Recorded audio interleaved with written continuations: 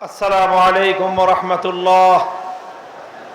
الحمد لله رب العالمين والصلاة والسلام على سيد الأنبياء والمرسلين وعلى آله وأصحابه ومن تبعهم أجمعين. আন্দোলনরত ৮ দলের চট্টগ্রাম বিভাগীয় সমাবেশে উপস্থিত ৮ দলের শীর্ষ নেতৃবৃন্দ, সংগ্রামী বীর চট্টলাবাসী, চট্টগ্রামের ঐতিহাসিক লালদিঘি ময়দানে দাঁড়িয়ে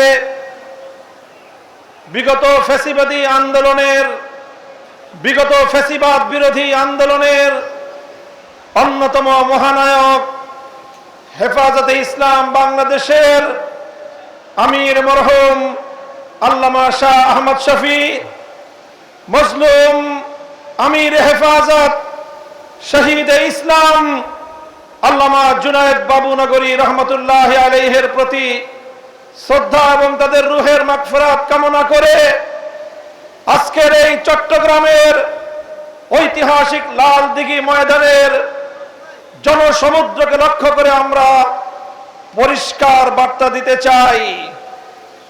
বাংলাদেশ, আমাদের এই গরিব দুঃখী মেহনতি মানুষের রক্ত আর ঘামে গড়া এই বাংলাদেশ আর কোনদিন শুধুমাত্র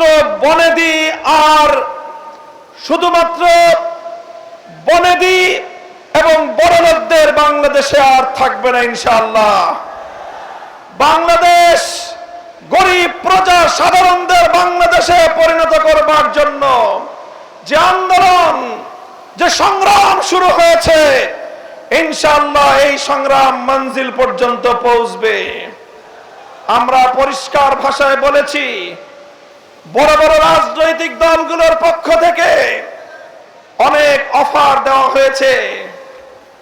ছোট ছোট রাজনৈতিক দলগুলোকে বিভিন্ন আসন সমঝোতার অফার দেওয়া হয়েছে। আমাদের পরিষ্কার বক্তব্য, শুধুমাত্র জমিদারদের অংশীদার সাধারণ মানুষের লভ্যাংশের ভিত্তিতে আর বাংলাদেশ চলবে না। আমরা বাংলাদেশে আমাদের অধিকার চাই, মালিকানা কায়েম করতে চাই। গরিব মেহনতি মানুষ, আমরা তোমাদেরকে ইসলামের বার্তা পৌঁছে দিতে চাই। ইসলাম যে বৈষম্যহীন সমাজ ব্যবস্থা উপহার দিয়েছে, বিশেষ করে অর্থনীতির ক্ষেত্রে ইসলাম যে সুষম বন্টনের অর্থ ব্যবস্থা উপহার দিয়েছে, কাইলা ইয়াকুনা দুলাতাম বাইনাল আগনিয়াই মিনকুম, একটি শ্রেণী বিশেষের কাছে রাষ্ট্রের যাবতীয় সম্পদ কুক্ষিগত হবে, সেই বিজাতীয় পুঁজিবাদী অর্থ ব্যবস্থার কবর তৈরি করে সেই ধ্বংসস্তূপের উপর আল্লাহর কোরআনের অর্থ ব্যবস্থা বাস্তবায়ন করা হবে ইনশাআল্লাহ।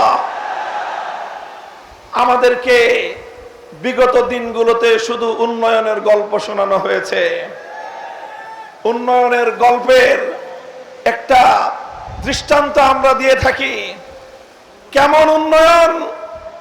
বলে যে বাংলাদেশের আয় বেড়ে গেছে। কিভাবে আয় বাড়লো? বলে যে মাথা পিছু আয় বেড়েছে, পার ক্যাপিটা ইনকাম। 2025-24-25 অর্থ বছরে বাংলাদেশের মানুষের মাথা পিছু আয় হলো $2,820।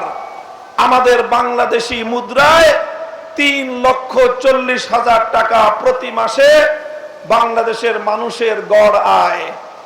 আমি এই বিশাল জনসমুদ্রকে জিজ্ঞাসা করতে চাই, আপনারা কয়জন প্রতি মাসে 3,40,000 টাকা আয় করেন? তাহলে কারা আয় করে 3,40,000 করে?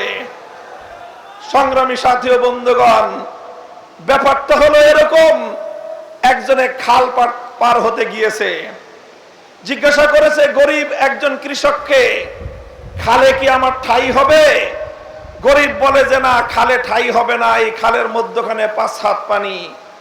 বলে যে তোমার এই হিসাব দিয়ে চলবে না, উন্নত হিসাব লাগবে, অর্থনৈতিক ক্যালকুলেশনের হিসাব লাগবে।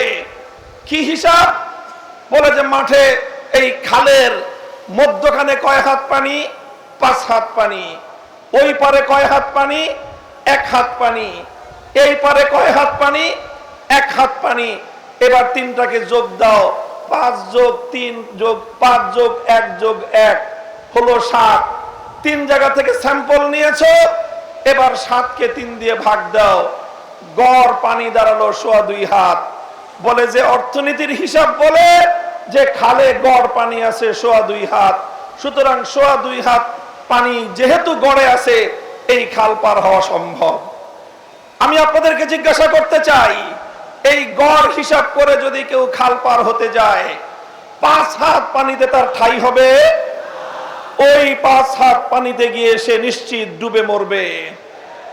আমাদেরকে উন্নয়নের গল্প শোনায়, বাংলাদেশ থেকে লক্ষ লক্ষ কোটি টাকা দুর্নীতি করে দুর্নীতিবাজদের আকাশচুম্বী আয়, সাধারণ মানুষের নাভিশ্বাস ওঠা, দারিদ্র্য সীমার নিচে বসবাস করা সেই জনতার আয়ের সঙ্গে গড় হিসাব করে পার ক্যাপিটা ইনকাম দিয়ে, মাথাপিছু আয় দিয়ে বাংলার মানুষকে বারবার ধোঁকা দেওয়া হয়েছে, প্রতারণা করা হয়েছে। এবার ইসলামী দলগুলোর ঐক্যবদ্ধ আন্দোলনের মধ্য দিয়ে গোটা বাংলার তাওহীদি জনতা জেগে উঠেছে। ভারতবাদীর রাজনীতি আর বাংলার মাটিতে চলবে না। এবার বাংলার জমিন এদেশের সাধারণ মানুষের বিজয়ের মধ্য দিয়ে আল কোরআনের শাসন কায়েম হবে ইনশাআল্লাহ। কোরআনী অর্থ ব্যবস্থা, আল কোরআনের বিচার ব্যবস্থা, ইসলামের শাসন ব্যবস্থা, ইসলামী শিক্ষা ব্যবস্থা বাস্তবায়নের মধ্য দিয়েই সোনার বাংলাদেশ আমরা গড়ে তুলব ইনশাআল্লাহ। আপনারা ঐক্যবদ্ধ থাকবেন তো? আমরা বলি সোনার বাংলাদেশ দেখা শেষ, নতুন বাংলাদেশ দেখা শেষ, সবুজ বাংলাদেশ দেখা শেষ, ডিজিটাল বাংলাদেশও দেখা শেষ। এবারের বাংলাদেশ দেখতে চাই ইসলামের বাংলাদেশ, আল কোরআনের বাংলাদেশ, খেলাফতের বাংলাদেশ।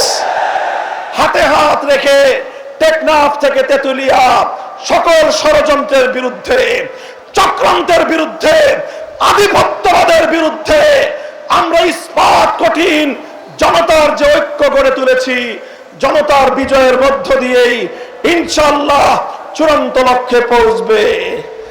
আপনারা সকলেই যার যার জায়গা থেকে ঐক্যবদ্ধ প্রচেষ্টা চালিয়ে যাবেন তো ইনশাআল্লাহ। আজকের এই বিশাল গণসমুদ্র গণসমাবেশ আল্লাহর রহমতে সাফল্যমণ্ডিত হয়েছে। এখন থেকে ঐক্যবদ্ধভাবে আগামী জাতীয় নির্বাচন এবং গণভোটে হা বাক্সকে বিজয়ী করবার জন্য ময়দানে নেমে পড়বো ইনশাআল্লাহ আমরা। নাসরুম মিনাল্লাহি ওয়া ফাতহুন করিব ওয়া আখিরু দাওয়ানা আলহামদুলিল্লাহি রাব্বিল আলামিন। ওয়াসসালামু আলাইকুম ওয়া রাহমাতুল্লাহ।